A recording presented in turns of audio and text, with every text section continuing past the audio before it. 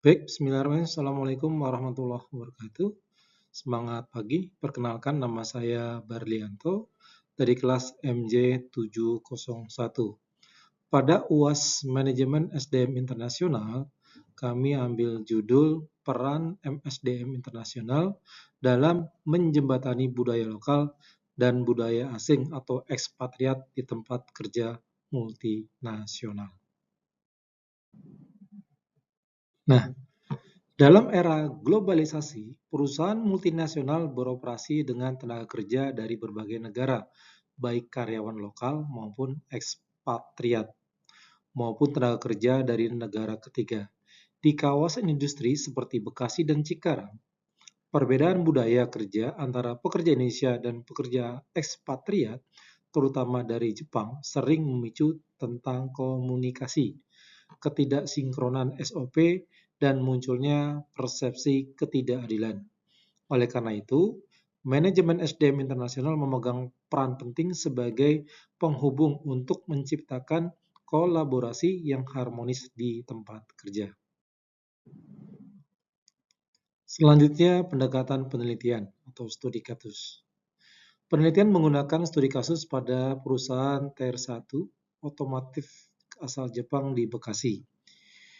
Analisis dilakukan dengan membandingkan kondisi sebelum dan sesudah intervensi MSDM internasional, seperti penerapan KPI yang distandarkan, coaching lintas budaya, penggunaan dashboard real-time, serta penataan tata kelola data.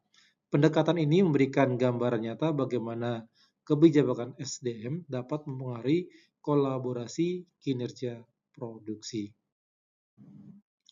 Analisis ini didukung beberapa teori. Kerangka Morgan menjelaskan hubungan antara aktivitas SDM, negara asal, negara tuan rumah, dan tipe karyawan. Model Dowling menekankan kompleksitas HR internasional, termasuk perbedaan budaya, pajak, dan kebijakan relokasi. Sementara itu, model Bartlett dan Gosal menunjukkan bagaimana perusahaan menyeimbangkan integrasi global dengan responsivitas lokal. Teori motivasi seperti equity theory dan juga Herzberg juga menjelaskan bagaimana fairness mempengaruhi motivasi tenaga kerja. Selanjutnya pembahasan pertama. Budaya kerja Indonesia dicirikan oleh kekeluargaan, gotong royong, dan hormat terhadap senioritas. Komunikasi cenderung tidak langsung demi menjaga harmoni, sehingga instruksi sering direspon dengan anggukan meskipun belum tentu dipahami. Hal ini bertentangan dengan budaya kerja Jepang yang lebih langsung, presisi, dan menuntut kepatuhan pada standar kerja. Ketidaksesuaian budaya ini menjadi salah satu akar miskomunikasi operasional. Yang kedua, sebelum intervensi, masalah utama yang muncul adalah ketidaksinkronan dalam memahami SOP, ketidakjelasan perhitungan insentif, dan data kinerja yang tersebar di berbagai departemen tanpa integrasi.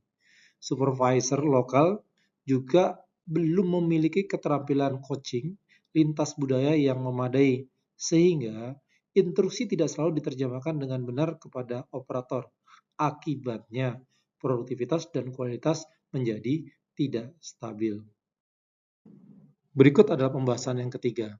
Setelah intervensi MSDM internasional diterapkan, hasilnya sangat terlihat. Output meningkat 14,6%, defect menjadi turun 41,7%, kehadiran meningkat 2,7 poin, nirmis K3 turun setengahnya, dan skor fairness naik signifikan. Peningkatan ini didorong oleh transparansi dashboard, KPI terstandar, coaching rutin, dan juga perbaikan tata kelola data. Data ini menunjukkan bahwa integrasi budaya dan sistem dapat menghasilkan perbaikan nyata pada kinerja. Berikut pembahasan keempat. Peran HCN, PCN, dan juga TCN sangat berbeda tetapi saling melengkapi. Ekspatriat membawa standar global, karyawan lokal mengoperasikan sistem dengan adaptasi budaya, dan spesialis TCN mengisi celah keahlian tersebut. Perusahaan menerapkan SOV visual dua bahasa, OB Room, dan Gemba Walk untuk memastikan pemahaman yang seragam. Pendekatan ini mencerminkan model transisional yang menggabungkan standar global dan penyesuaian lokal. Berikut adalah kesimpulannya. MSDM internasional berfungsi sebagai kultur integrator yang menyatukan standar global dan juga budaya lokal.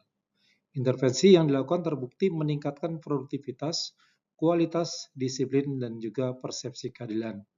Dengan sistem KPI yang jelas, penilaian berbasis data, dan hubungan industrial yang sehat, perusahaan multinasional dapat mencapai kinerja yang lebih optimal.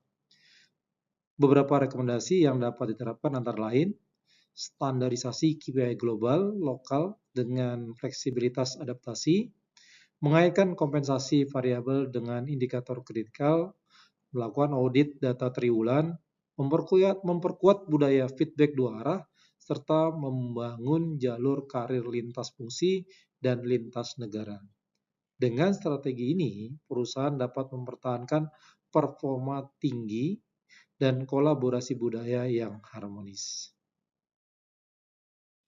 Berikut adalah daftar pusaka yang kami himpun. Demikian rangkuman hasil penelitian mengenai peran manajemen SDM internasional dalam menjembatani budaya lokal dan ekspatriat di lingkungan kerja multinasional. Semoga pemaparan ini memberikan gambaran jelas mengenai bagaimana integrasi budaya, sistem kerja, dan juga kebijakan SDM dapat mendorong produktivitas dan menciptakan hubungan kerja yang lebih adil dan efektif. Terima kasih, demikian dari saya. Assalamualaikum warahmatullahi wabarakatuh.